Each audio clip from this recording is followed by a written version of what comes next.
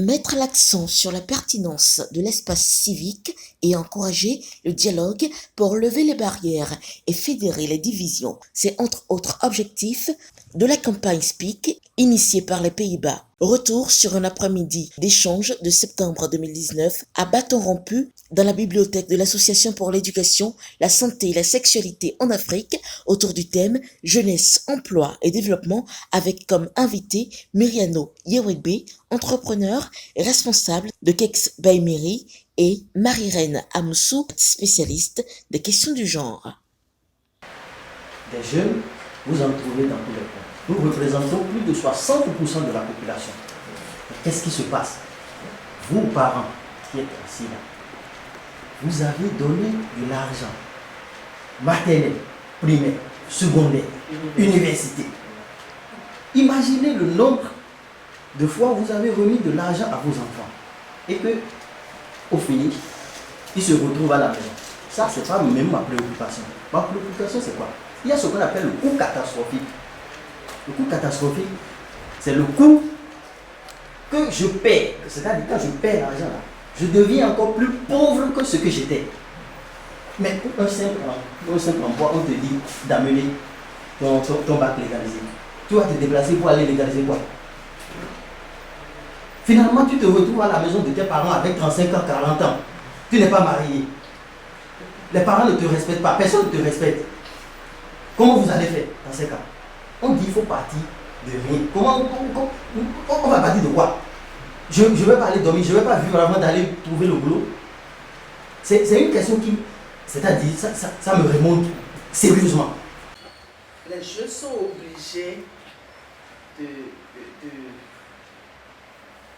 d'accepter de prendre des risques. Sinon, ils seront laissés pour compte.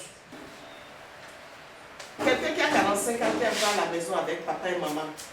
Papa utilise. Ça donne des soucis aux parents. Il est là, il ne fait rien. Je vais peut-être mourir. Qu'est-ce qu'il va devenir? Oh, l'enfant n'est pas handicapé. On est en train de subir parce qu'il n'y a a priori pas la volonté politique de nos aînés et on subit. Si on ne veut plus subir ou on ne veut pas laisser nos jeunes frères et sœurs subir, il faut qu'on s'engage. Donc, pas forcément s'engager politique.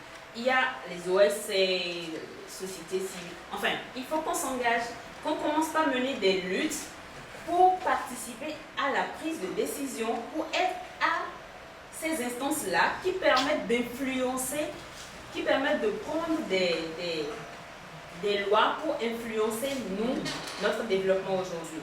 Donc si on ne veut plus subir aujourd'hui, malgré avec tout ce qu'on dit là, on se bat, l'État a ses responsabilités et tout, mais il faut qu'on s'engage, qu'on commence par se battre pour pouvoir demain, tout ce qu'on est en train de dire aujourd'hui, que demain, ceux qui viennent après nous ne le disent plus. Voilà. On retient que les jeunes désormais doivent pouvoir avoir le courage de s'engager, de prendre des risques pour s'auto-employer et ne pas attendre que ce soit l'État qui les prenne en charge pour leur emploi. On retient aussi que les parents ne poussent plus les jeunes à n'aller qu'à des formations générale, à une formation générale. Il faut de plus en plus que la formation technique, la formation professionnelle soit privilégiée pour les jeunes. Voilà. Mon principal message, c'est s'adresser aux jeunes quant à leur engagement pour éviter de subir les décisions de nos aînés. C'était mon principal message parce qu'aujourd'hui, on subit. On sait que l'État est responsable, l'État est ci, les jeunes sont ça, mais qu'est-ce que nous faisons pour ne plus subir? Qu'est-ce que nous faisons pour que la participation effective des jeunes aux prises de décision soit chose réelle?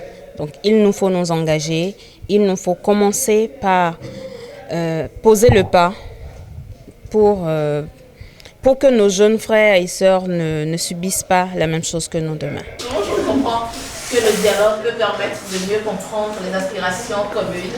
On retient de nos échanges, aussi bien ici qu'en ligne, que le jeune reste le maillon fort au cœur de tout ceci. Il doit s'investir pour se construire, mais les politiques également doivent jouer leur partition en lui créant les conditions idoines pour une meilleure intégration des hommes jeunes, des femmes au monde de l'emploi et de l'entrepreneuriat. Merci à tout le monde, merci à la PUSA, merci à l'ambassade du Royaume des Pays-Bas. Vive et bonne suite à la campagne Speak. Merci à tous et à la prochaine.